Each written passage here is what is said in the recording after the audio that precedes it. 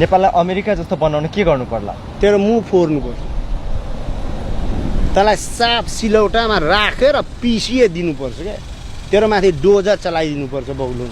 यो कुन यार साफ श्रीमतीको डिबी परेर आएको मान्छे जस्तो छ यार, यो साला दिमाग खराब गरेछ यार। आफ्नो पैसाले मापसै गर्दैन नि यस्तोहरू, फोकटको खान्छ क्या। साफ हेर्न अनुहार लोटरीको टिकट जस्तो छ, त्यो पनि नपर्ने क्या। ए बगलोले एउटा कुरा, अमेरिकालाई त अमेरिका रहन दे, नेपाललाई किन अमेरिका बनान्छस् रे? किन बनान्छस्? तिम्रो काका ठिकदार हो?